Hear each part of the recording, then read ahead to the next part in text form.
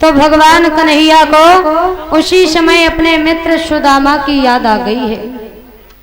भगवान कन्हैया रुक्मिणी से कह रहे हैं, रुक्मिणी मेरा एक मित्र है जिसका नाम है सुदामा।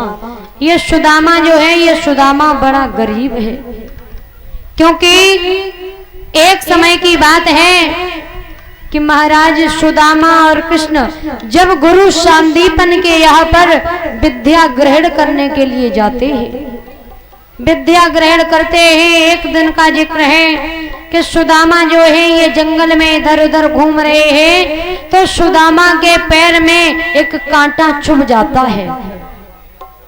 पैर में जब कांटा चुभा है तो सुदामा उस पैर के कांटे को खींच रहे हैं, निकाल रहे हैं। जब पैर का कांटा सुदामा से नहीं निकला है तो सुदामा उसी जंगल में रोने लगे, भगवान को बुलाने लगे, प्रभु अगर यहाँ पर हो तो आकर के मेरे पैर में कांटा लगा है, मेरे इस कांटे को निकाल दो, प्रभु मेरी पीड़ा को सहन करो।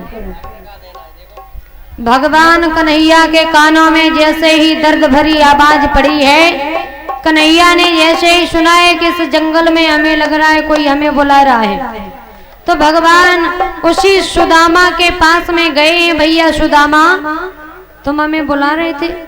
बोले हाँ भैया क्या हुआ? भैया मेरे पैर में ये कांटा लग गया और मैंने इस कांटे को निकालने की बहुत कोशिश की है, लेकिन मेरे पैर से ये कांटा नहीं निकल रहा है। तो भगवान कन्हैया जो थे, कन्हैया ने उस कांटे को हाथ से खींचा है, और जब हाथ से नहीं खींचा है, खींच पाया, तो भगवान कन्हैया ने अपने दांत से दबा करके सुदामा के पैर के कांटे को निकाल दिया है। प्यारे भगवत प्रेमियों, उसी दिन से सुदामा और कृष्ण में इतनी मित्रता हो जाती है, इतनी मित्रता हो जाती है कि जहां भी जाते हैं हमेशा साथ साथ। प्यारे भगवत प्रेमियों, अगर सुदामा कोई पाठ याद करके नहीं जाते तो कृष्ण भी कह देते मैंने ये पाठ याद नहीं किया है। एक दिन गुरु मैया के यहाँ बैठे सुदामा और कृष्ण।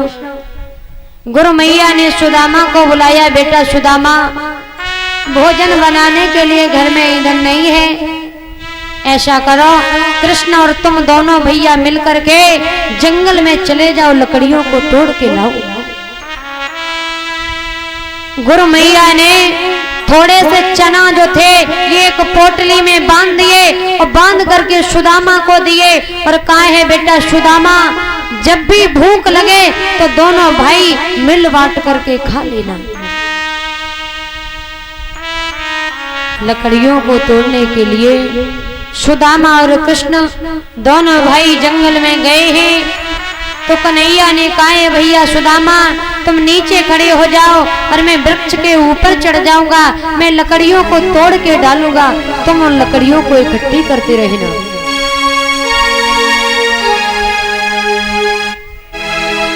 भगवान कन्हैया जो है ये भगवान श्याम सुंदर वृक्ष के ऊपर चढ़ जाते हैं, लकड़ियों को तोड़ तोड़ करके डाल रहे, सुदामा उन लकड़ियों को इकट्ठी कर रहे हैं। प्यारे भगवत प्रेमियों, उसी समय ठंडी ठंडी हवाएं चलने लगी हैं, जोरदार बारिश हो रही है।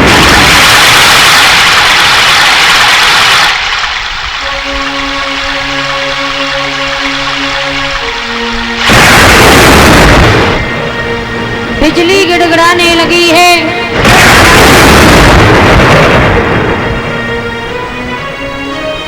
बारिश हो रही, बिजली भी कड़कड़ा रही है।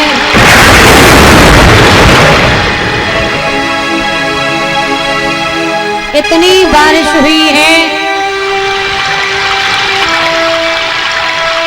कि सुदामा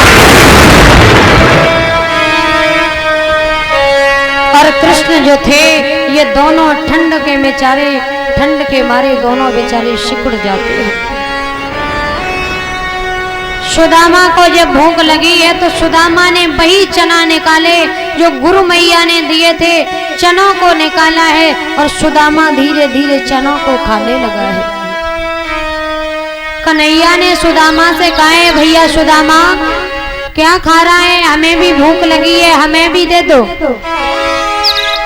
सुदामा बोला, भैया मैं कुछ भी नहीं खा रहा हूँ, मेरे ठंड के वजह से मेरे दांत किटकिटा रहे, भैया मैं कुछ भी नहीं खा रहा हूँ। भगवान कन्हैया ने समझ लिया है, सुदामा तुमने मेरे साथ में छल किया है, कपट किया है, सुदामा अब तुम बड़े गरीब हो जाओगे। क्योंकि भला भगवान से क्या छुपाए, तन की जाने मन की जाने, जाने चित्त की चोरी, और ऐसे प्रभु से कहाँ छुपी है जाके हाथ में डोरी। भगवान से क्या छुपाए।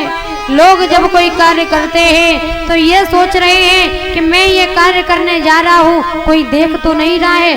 तुम केवल दुनिया वालों को देखोगे, लेकिन परमात्मा इस पूरी दुनिया को देखेगा। उसी समय सुदामा ने झूठ बोल दिया। कहा जाता है प्यारे भगवत प्रेमियों, गुरु संग कपट मित्र संग चोरी, के होए निर्धन के होए कोढ़ी। यदि गुरु और मित्र के साथ में छल और कपट किया तो गरीब या निर्धन कोढ़ी बन जाओगे। सुदामा जो है, ये सुदामा उसी दिन से गरीब हो जाते हैं। सुदामा का विवाह हुआ है, इनकी पत्नी आई है सुशीला नाम की। एक दिन सुशीला आंगन में बैठी है, सुदामा से कहने लगी है, महाराज अम्मी ये बताओ, जिस दिन से मेरा तुम्हारे साथ में विवाह हो करके मैं तुम्हारे आंगन में आई, मैंने कभी अपनी जी भर भोजन नहीं कर पाया। प्रभु तुम्हारे ऊपर इतनी गरीबी कैसी आई है। अब सुदामा जो है सुशीला को समझा रहे हैं, सुशीला मेरे बचपन के मित्र हैं कृष्ण, और उन्हीं कृष्ण के साथ में मैंने एक बार में छल कर दिया था, कपट कर दिया। उस दिन से सुशीला में गरीब हो गया हूँ। सुदामा इतने गरीब है, इतने गरीब है कि पूरे दिन इधर उधर मांगते हैं, लेकिन पेट भर भोजन नहीं मिलता है। याद रखना भगवत प्रेमियों, गरीबी वो ही व्यक्ति समझ सकता है जो गरीबी की गलियों से गुजर के आता है। जिसने कभी गरीबी को देखा ही ना हो, जो हमेशा पालनों में पड़ा रहे, पैसों से ढका रहे, उसे क्या पता है कि गरीबी का दर्द क्या होता है। सुदामा बड़े गरीब हो जाते, इधर उधर सुदामा दिन प्रतिदिन भटकते हैं। कह रहे हैं अगर कोई मुझे खाने के लिए भोजन दे दे जिससे मेरा पेट भर जाए।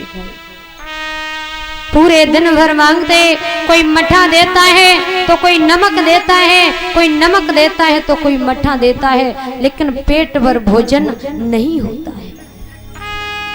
इतने गरीब है सुदामा, इतने गरीब हैं, पेट भी नहीं भर रहा है। याद रखना भगवत प्रेमियों, गरीब प्राणी जो होता है ना, ये गरीब प्राणी कभी किसी का बुरा नहीं सोचता है। एक बार पैसे वाला हर किसी के बारे में बुरा सोचेगा कि ये सारी दौलत हमें मिल जाए, लेकिन गरीब अगर 2 रुपए पास है तो उसी में अपना गुजारा करता है, किसी का बुरा नहीं सोचता है। क्योंकि गरीब व्यक्ति को ये आस होती है कि जब मैं किसी के दरवाजे पर जाऊंगा तो 2 पैसे हमें भी मिल जाएंगे। प्यारे भगवत प्रेमियों, सुदामा इधर उधर भटक रही है, मांग रही है, और सुदामा जी आएंगे, कोई माताएं खड़ी नहीं होगी, जो भी दक्षिणा डालेंगी वो उनके कमंडल में डाल देगी। सबके पास में आएंगे सुदामा जी, ठीक है। और चावल जब मैं बताऊंगी फिर छोड़ना। कहा जाता है प्यारे श्रोताओं,